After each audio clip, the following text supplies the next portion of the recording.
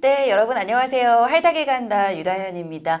오늘은 고혈압에 대해서 알아볼 텐데요. 일산백병원 양윤준 교수님과 함께합니다. 교수님 안녕하세요. 네, 안녕하세요. 네.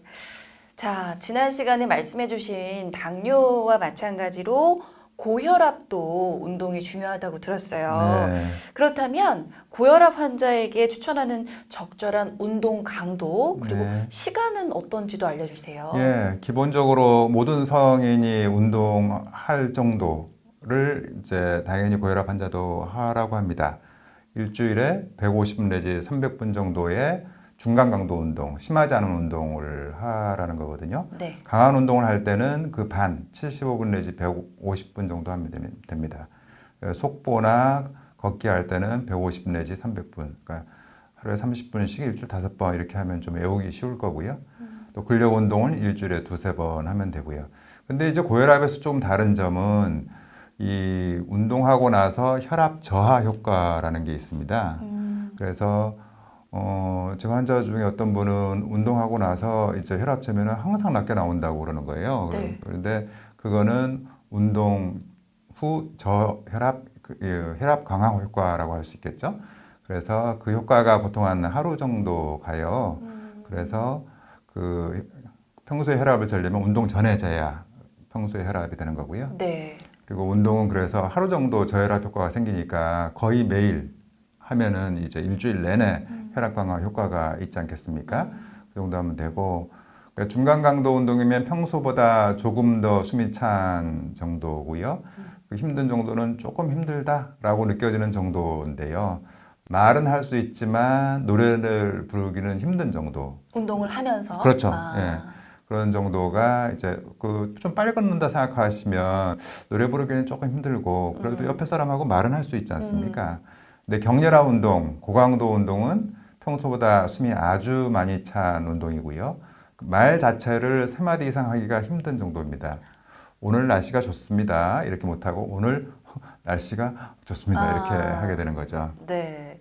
그 운동을 한번 할 때 10분 이상 꾸준히 하면 좋지만 최근에는 한 3분 정도로 좀 짧게 해도 유효한다는 게 밝혀졌기 때문에 3분 정도씩 끊어서 유산소 운동을 해도 효과적입니다.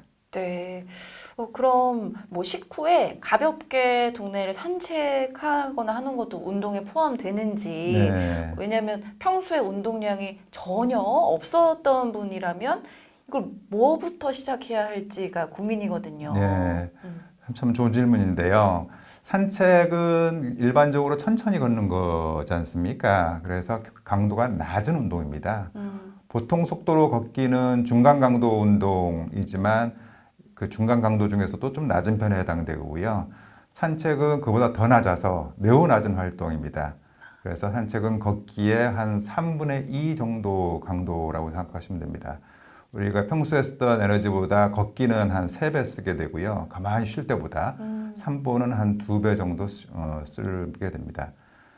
즉 걷기보다 한 30% 이상 더 오래 걸어야 산보를 할 때는 걷기와 유사한 활동량이 된다는 뜻이죠. 하지만 운동을 전혀 못했던 분, 또 질병이나 나이로 인해서 체력이 약한 분들에게는 처음에 할 수 있는 훌륭한 운동이 되는 거죠. 산보도. 그렇게 하다가 점차 이제 속도를 올려서 걷기, 속보 이런 식으로 하면 되니까요. 그래서 산책이라도 약한 분들은 시작해야 된다. 예, 그런 것이 이제 중요하겠습니다.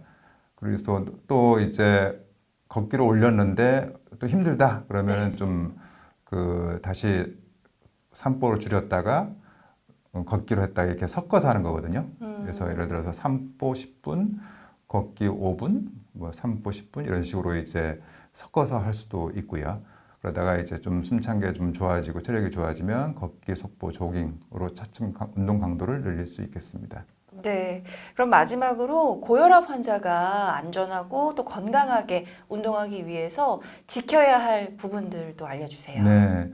일단 심장에 부담을 주지 말아야 되고 또 부상 위험이 있으니까 부상 방지하려면 준비 운동과 정리 운동을 해야 되는데요.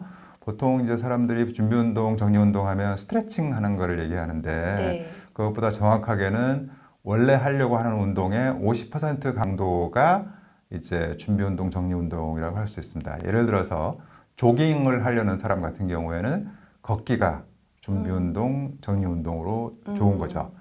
그리고 준비운동과 정리운동 각각 5분 이상을 해야 됩니다. 물론 이제 스트레칭도 해주는 게 좋습니다. 근육이나 관절에 부담을 주지 않기 위해서고요. 또 운동을 금지해야 되는 경우도 있는데요. 심각한 부정맥과 같은 심장병, 이런 급성 감염병, 예를 들어서 몸살 걸리면은 운동하지 말아라, 그런 뜻입니다. 또 혈압이 180, 아래 거는 110 이상이거나 운동하기 힘든 심신장애가 있을 때는 이를 해결하고 먼저 혈압을 떨어뜨리고 그 운동을 해야 된다는 거죠. 약 먹고 혈압을 180, 110 이하로 떨어뜨리고요. 또 운동은 자신의 체력에 맞게 해야 되는데요. 운동 도중에 가슴이 아프거나 어지럽거나 많이 힘들면 의사에게 별 문제가 없는지 한번 상담을 받아보는 것이 좋겠습니다. 네, 잘 알겠습니다. 오늘은 고혈압에 대해서 일산백병원 양윤준 교수님과 함께 이야기 나눠봤습니다. 감사합니다. 네, 고맙습니다.